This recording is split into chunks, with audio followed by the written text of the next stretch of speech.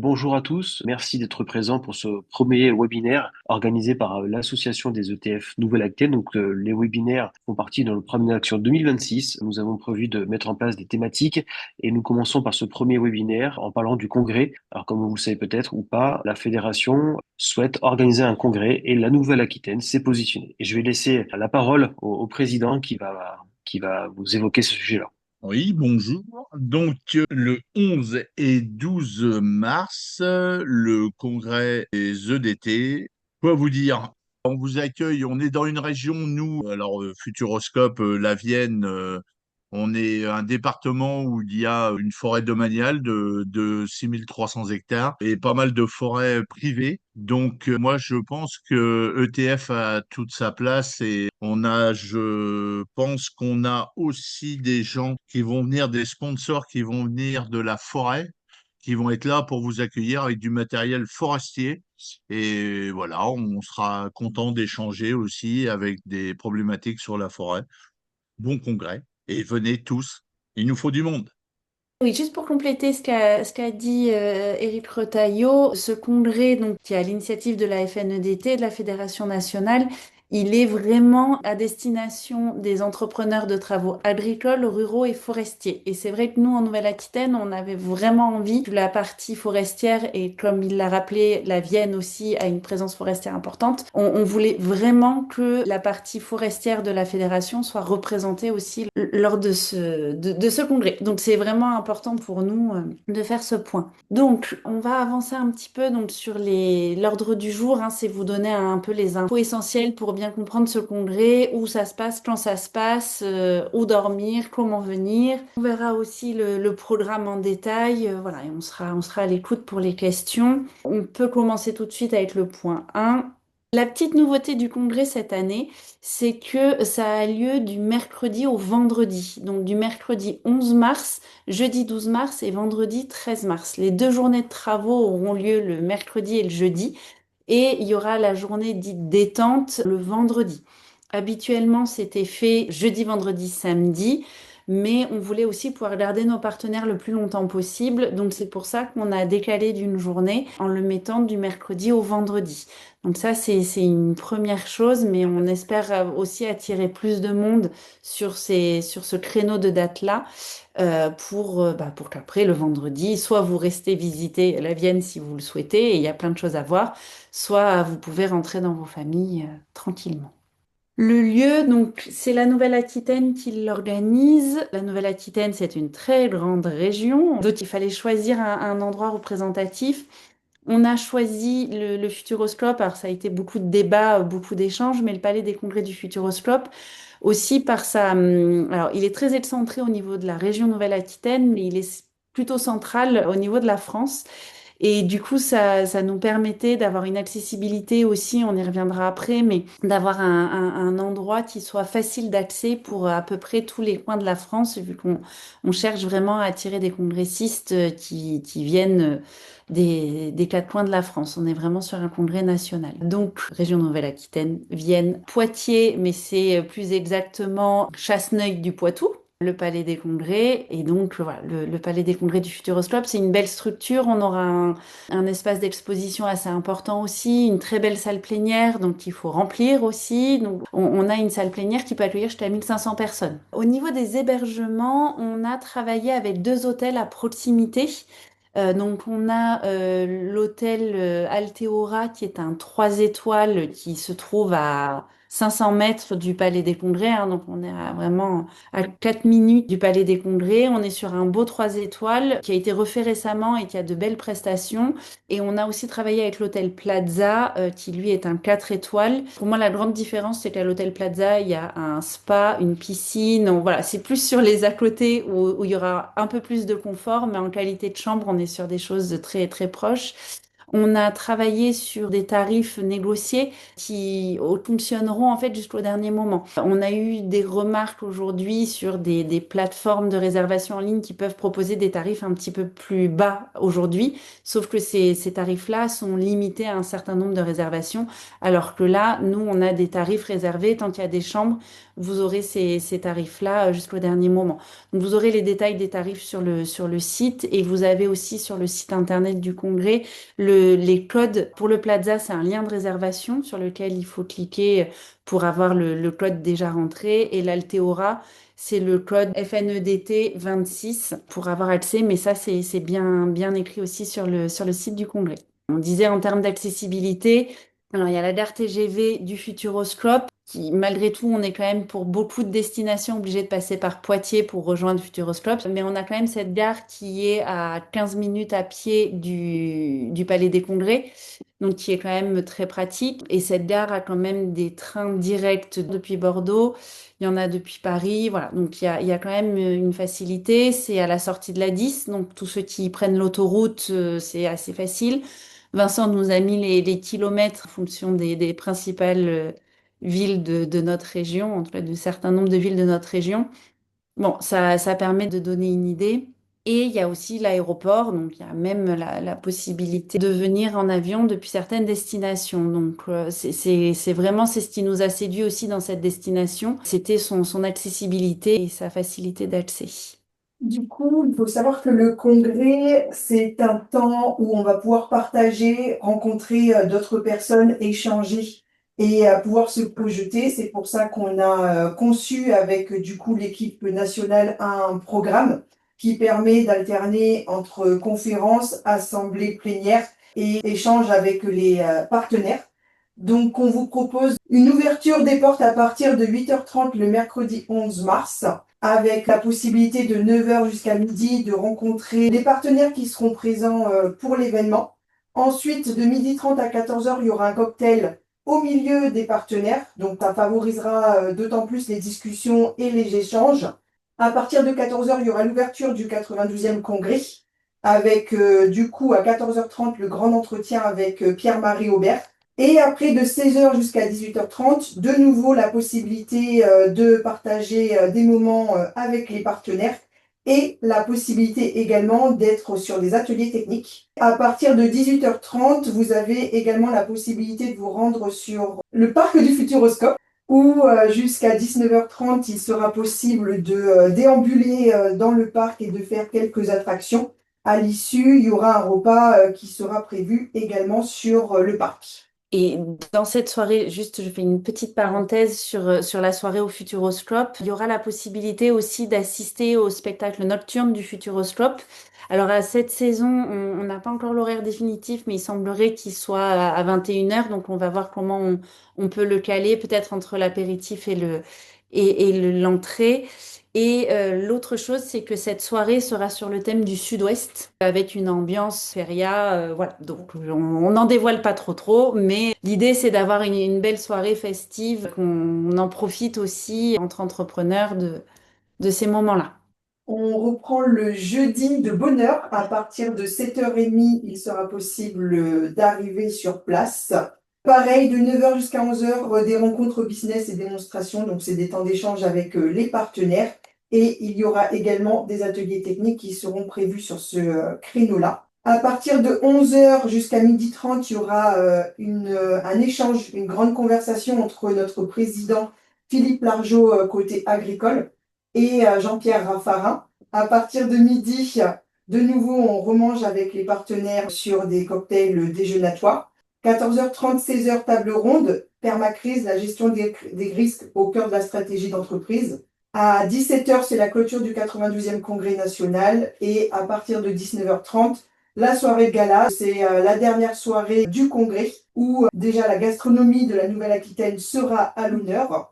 Et on finira par une petite soirée animée avec un petit DJ jusqu'à 2h du matin. Le jeudi matin, il y aura un temps d'échange entre Philippe Largeau et Jean-Pierre Raffarin. Alors, le choix de Jean-Pierre Raffarin, il est aussi parce que c'est une figure politique importante de la Vienne. C'était intéressant d'avoir cet échange-là entre Philippe Largeau et Jean-Pierre Raffarin, ça nous donnera une petite dynamique sur l'avenir aussi de nos métiers et la situation politique française. Du coup, le grand témoin, nous aurons Pierre-Marie Aubert qui sera présent et qui viendra intervenir sur le sujet de la production agricole, la production alimentaire en France et le lien, la place de la biodiversité, du stockage carbone, comment produire mieux, produire plus, tout en préservant l'environnement. Donc c'est à la base un ingénieur forestier et agronome, il est également docteur en sociologie politique et il dirige le programme politique agricole et alimentaire de l'IDRI. Alors ce programme-là, justement, permet de mettre en avant tout ce qui est productivité, production alimentaire en lien avec tous les sujets que l'on a vus, donc l'eau, la résilience des sols, la biodiversité, le stockage carbone, voilà un petit peu tout ce lien-là autour de la production agricole. Donc je pense que ce grand témoin va pouvoir nous apporter tout ce qu'il a pu étudier, tout ce qu'il connaît sur ces sujets-là, et comment lui voit finalement la production agricole et les travaux des entreprises de travaux agricoles à l'avenir. On va pas parler, mais le thème du congrès, c'est les EDT demain. Et du coup, le but de ces 2 jours professionnels et syndicales, c'est d'avoir quand même une vision d'ensemble et réfléchir ensemble avec les intervenants et les mutations des modèles agricoles ruraux et forestiers. Donc, c'est pour ça que des ateliers techniques vous seront proposés. Il y en aura 6.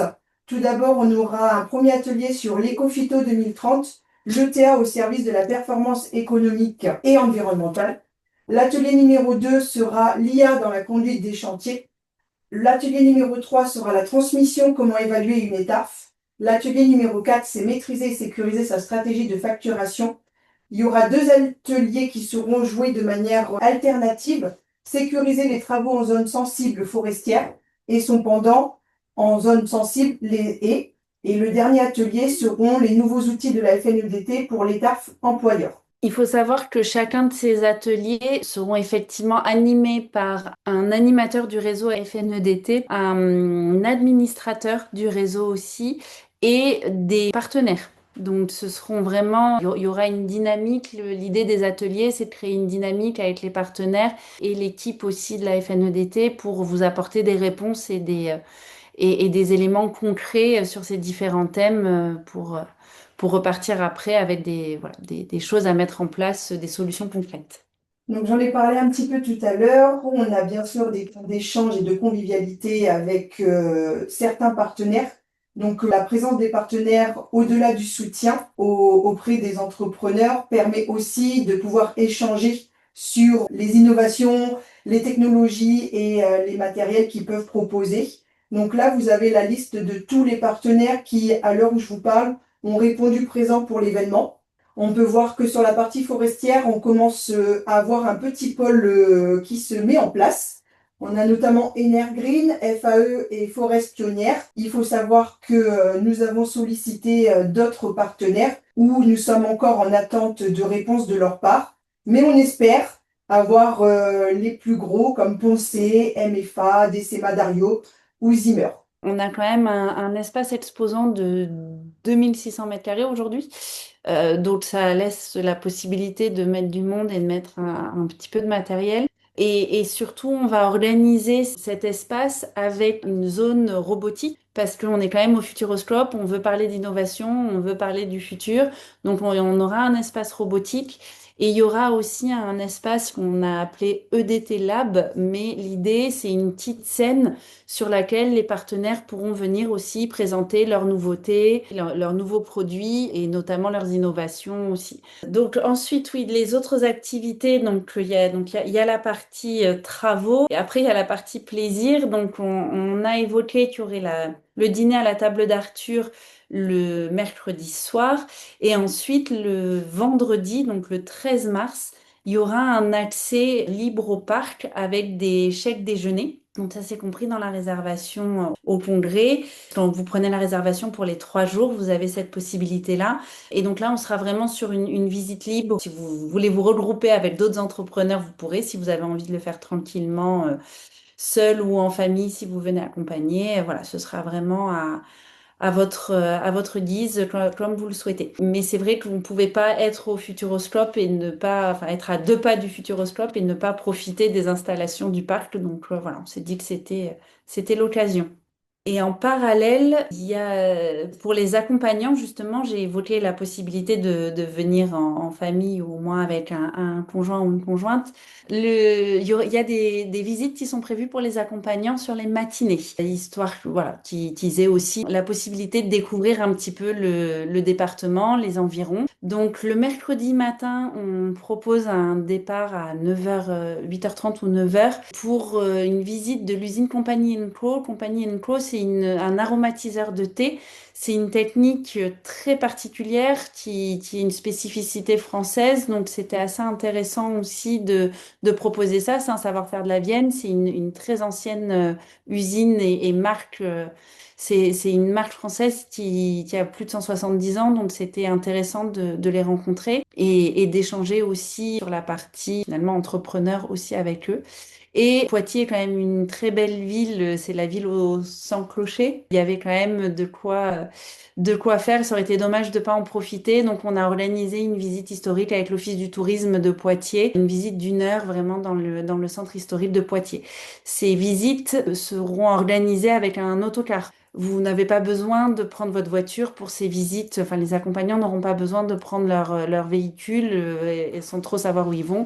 Ce sera complètement organisé. Vous serez accompagné avec des autocars. Le jeudi matin, on a choisi une visite au château de Mont-sur-Gaine, qui est à une petite heure de route, encore une fois en autocar, de Chasseneuil-du-Poitou. C'est un château qui a été entièrement rénové et avec des installations qui reprennent toute l'histoire du Poitou et de la Nouvelle-Aquitaine avec des scénographies nouvelles. Vous avez la possibilité de vous mettre à table avec Aliénor d'Aquitaine. Ça, c'est leur grande attraction d'appel. Mais voilà, on s'est dit que c'était pour en apprendre un peu plus sur la Vienne en restant peu de temps, c'était le meilleur condensé d'histoire, ce serait ce château-là. Après, la Vienne regorge de plein d'autres lieux et d'autres possibilités. Donc, si vous souhaitez rester un peu plus longtemps, il y a plein de choses très intéressantes à faire dans les environs. Et ces visites accompagnants, elles ont été pensées uniquement le matin pour que les accompagnants puissent rejoindre tout le monde au moment des déjeuners, des cocktails. Et l'après-midi, ils pourront profiter des plénières si ça les intéresse, si les thématiques les intéressent. Et on va mettre en place aussi un petit marché des producteurs